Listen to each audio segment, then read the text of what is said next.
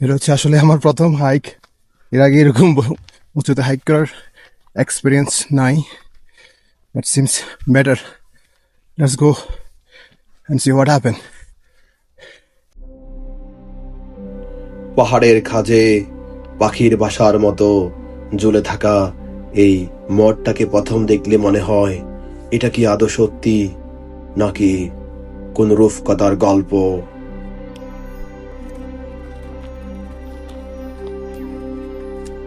আমার ঠিক পেছনে যেটা দেখছেন সেটাই টাইগারস নেস্ট,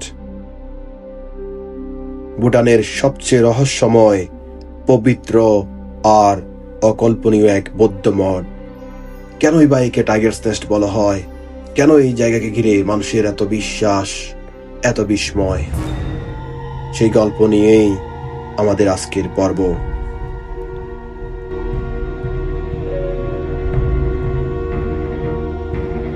3120 মিটার কঠিন ট্রেকিং এর ঠিক আগের রাতে আমরা এমন এক অভিজ্ঞতার সাক্ষী হয়েছিলাম সেদিন, যেটা না দেখালে এই ভ্রমণ অসম্পূর্ণই থেকে যাবে।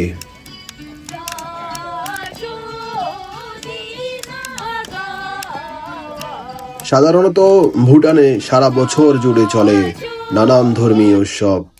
এই নাচ, এই মুখোশ, এগুলা শুধু কেবল বিনোদনই নয়, এটি বহন করে ভুটানিজদের ঐতিহ্য এবং সংস্কৃতিকে বিশ্বের বুকে। আগুনের আলো, ধীর লয়ের নাচ আর লোকজ বাদ্যের সুর, নানান রকমের নৃত্য পরিবেশনার মাধ্যমে উপলব্ধি করলাম ভুটানের কালচারাল ভিন্নতাও। याले बिलदाल चूदी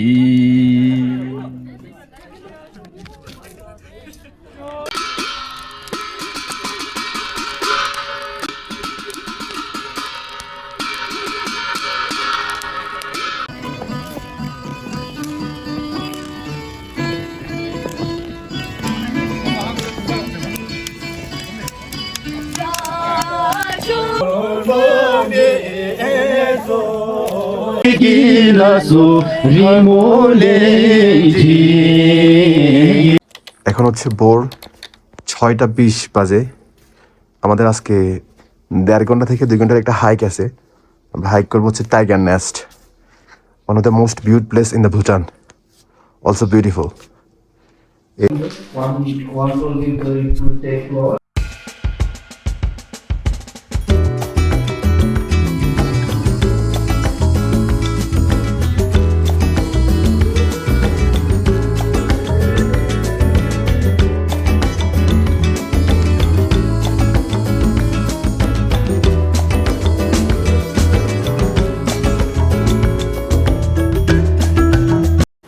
আমরা হচ্ছে বেসিক্যালি এখান থেকে আমাদের টাইগার নেস্টের জার্নি স্টার্ট করবো হাইকিংয়ের জন্য। It will take approximately 1.5 hour, maybe 2 hours for লোকালদের জন্য। এখানে প্রায় 1.5 ঘন্টার মতো লাগে, হয়তো আমাদের জন্য 2 ঘন্টার মতো লাগতে পারে। খুব ঠান্ডা, this place is freezing cold here. Donkey here, see এখান থেকে আমাদের যাত্রা শুরু করব। See the view.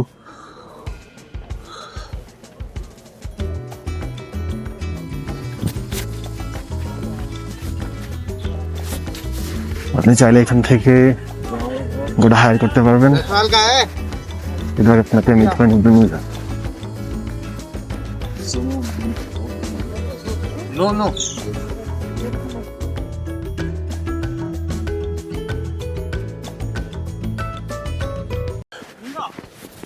Snow,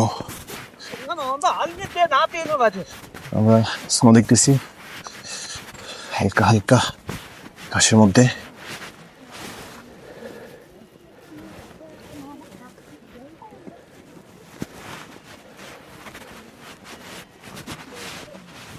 What is the main problem here? Do you know? Yeah. The cold. I can't keep my face on. We will throw up through.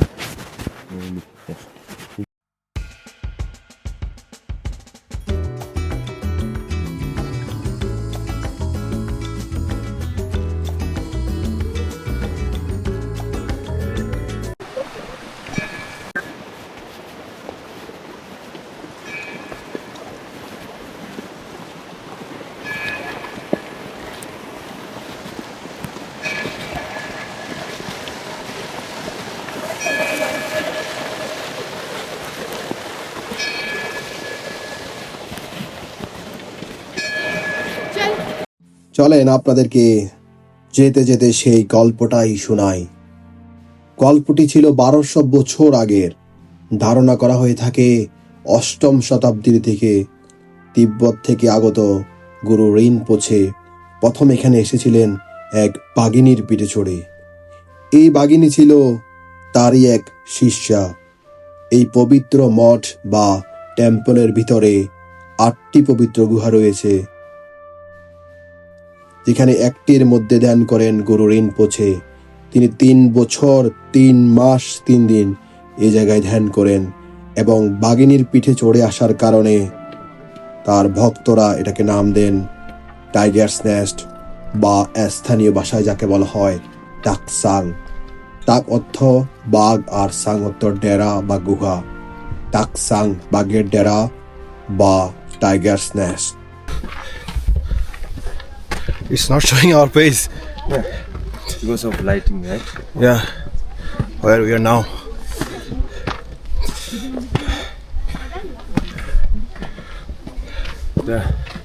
We are starting. Let's go. Hello everyone, good morning. We are like challenging ourselves. Like Bhutan's one of the most challenging hike. In the first day of the new year. We are Yeah, starting we are- our like 2026. We're hiking By for air. almost 3,120 meter Yeah, from the sea level. From the sea level. By the way, this is my first hiking this kind of Wow. level. Then you are doing really good, sir.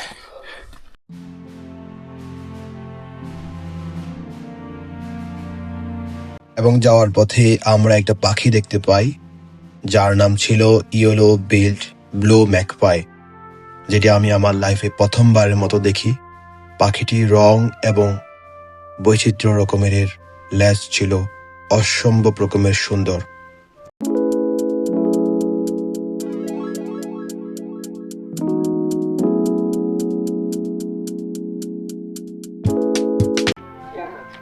Where we are now.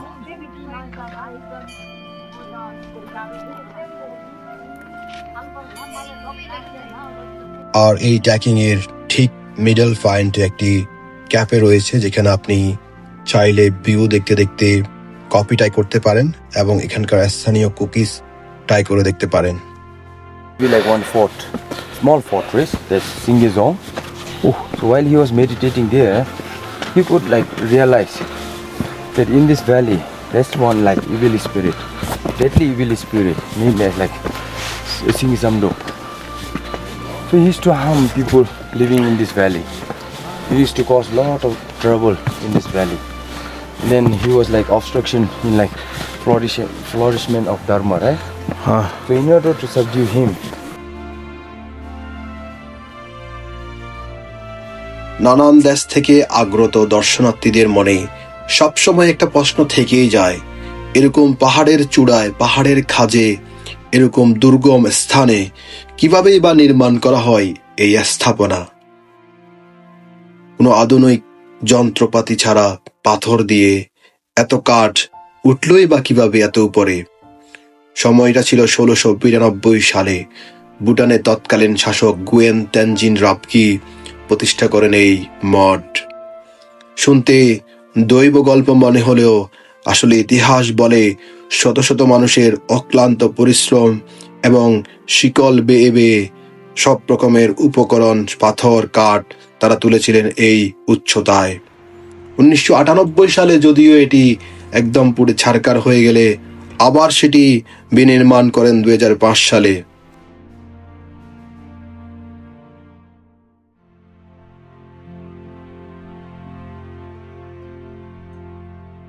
এই ট্রেকিংটা করতে করতে আপনি যখন ক্লান্ত হয়ে যাবেন, হাঁপিয়ে যাবেন, ঠিক আপ হিলে যাওয়ার আগে, ঠিক মঠটাকে জয় করার আগ মুহূর্তে আপনি দেখতে পাবেন এরকম একটি সুন্দর ফোয়ারা বা জলের ধারা, যা আপনার সব ক্লান্তিকে এর ছিটে ছিটে পানির ফোঁটা ধুয়ে মুছে নিয়ে যাবে। একটু একটু করে এগোতে এগোতে আমরা পৌঁছে গেলাম আমাদের সেই কাঙ্ক্ষিত গন্তব্য টাইগার্স নেস্ট। যদিও এখানে সব ধরনের ডিভাইস নিষিদ্ধ, আপনি এর ভেতরে প্রবেশ করার আগে সব ধরনের ডিভাইস আপনাকে বাইরে রেখে যেতে হবে। আমাদের আজকের এই ভিডিও আমরা এখানেই শেষ করব। আপনাদের সাথে দেখা হবে নতুন কোনো দেশে, নতুন কোনো শহরে, নতুন কোনো বিস্ময় নিয়ে। সে পর্যন্ত আমাদের চ্যানেলটি সাবস্ক্রাইব করে সাথে থাকুন। ধন্যবাদ।